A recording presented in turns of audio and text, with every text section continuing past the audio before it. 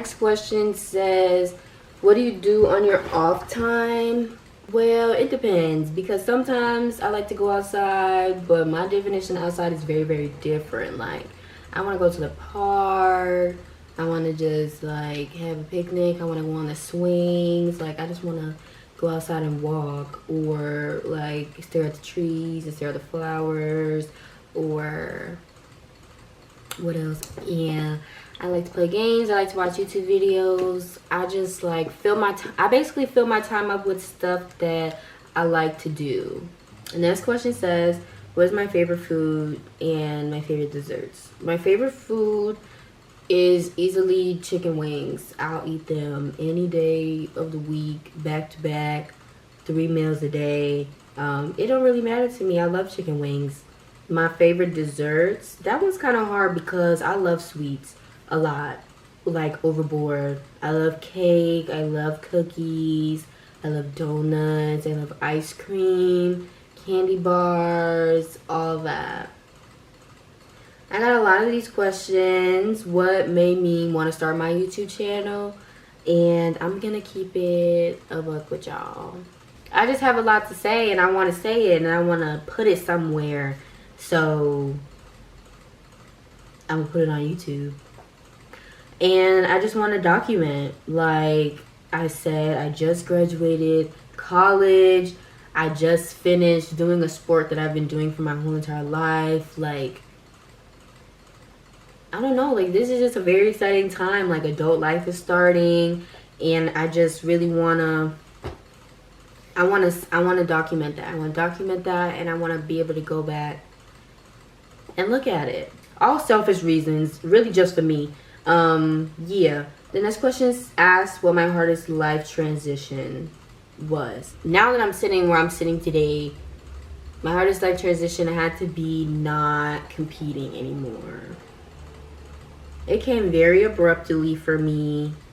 And you know what? We could dive into that later. So if y'all have any questions about the transition process from literally competing all year long, exercising like 6 days a week, we were really in that bitch, like every day, track, weight room, track, locker room, team meetings, meets, and then it's just over, you know? So that was a hard transition for me. But if y'all have any questions about that, it don't even matter if y'all have questions, because we're going to make a whole separate video on it anyways. So stay tuned for that in the near future. This question says, what stage of life are you in right now? The stage of life that I think I'm in right now is like acceptance. Unconditional acceptance. I feel that, this is just an opinion, I feel that when people go to college or they do something adult, they feel like it's very permanent. Like the friends that you make when you're an adult, they're permanent. The decisions that you make are permanent. The job or career path that you go down is permanent. When approaching adulthood, I was under the impression that everything that I decided was like signed, sealed, delivered, damn, can't change my mind, like it is what it is. But that's not the case at all. It's not the case at all. So I'm just in a state of acceptance, like accepting new opportunities, accepting abrupt endings, accepting that things are temporary, just accepting. It's just like, okay. The next question says, where do I want to be in 10 years? I'm 22 right now, so in 10 years I'll be 32 freshly. I don't know, in 10 years from now I want to be content. I want to be content with where I'm at. I want to be comfortable, but I also want to be in a position where I'm engaging with my community and the people around me. I feel like in 10 years, I want to be in a position where I can really make an impact on a much bigger scale than I'm already making an impact on. I want to pound the pavement. I really want to make a difference. And I want to show up. This question says, What advice can you give on chasing your dreams and being the best version of yourself? It's a two-part question. Let's split it up.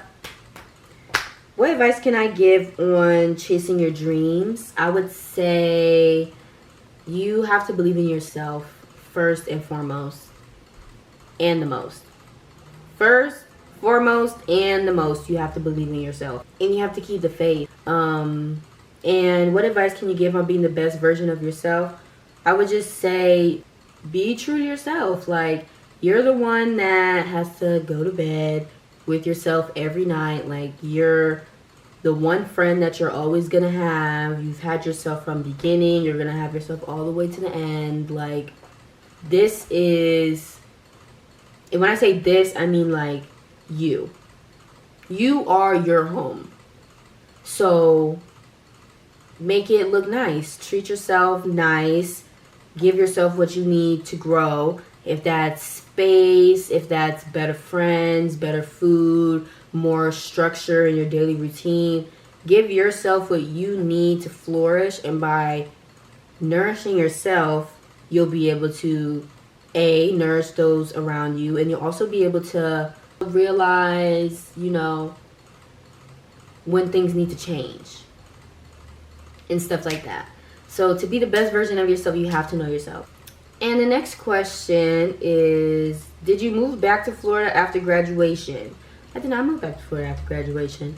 I'm still in Pittsburgh right now, and I'm currently interning with the athletics department, which leads me to my next question, which says, what is your internship focus? So the internship that I'm doing is called the Pitt Script for Life internship. It's called the Pitt Script for Life internship. And it's an 8-week internship that takes place in the Pitt athletics department. And for me specifically, I'm working with the Panthers United Committee, which is our Equity, Diversity, and Inclusion Committee in the athletics department. I'm working with them to kind of get things situated for next fall. I'm working on some summer projects, helping them formulate recruiting materials and curriculum just to help make Pitt Athletics a more diverse and inclusive environment. This is actually something that I'm really, really passionate about, and I honestly wouldn't have known that I was passionate about this if I didn't go to Pitt, because I opened a lot of doors. But yeah, so that's my internship focus. I'm focused on EDI in the space of the athletic domain. What's it like having the sexiest, finest, most talented, most beautiful cousin in the world?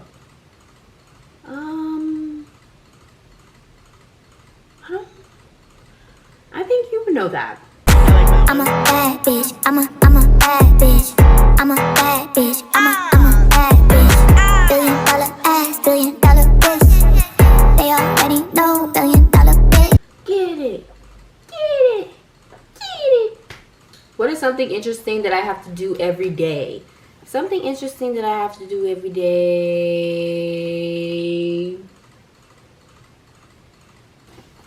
I don't know if this is gonna sound weird. Something interesting that I have to do every day is listen to my body. I feel like a lot of times when it comes to listening, people feel like it's more so of like what's being said. But it's a lot deeper than that. Sometimes when you wake up, you got shit to do, but you don't feel like doing it, So it's like, okay, I feel heavy, I feel sluggish. What can I do to help that feeling?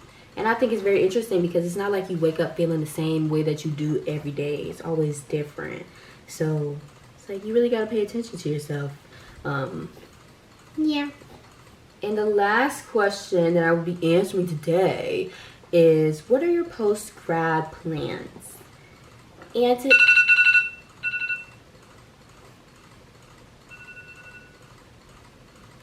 What are your post-grad plans? And to answer this question, I will say you should subscribe to my channel because I will be making an announcement about this in the future.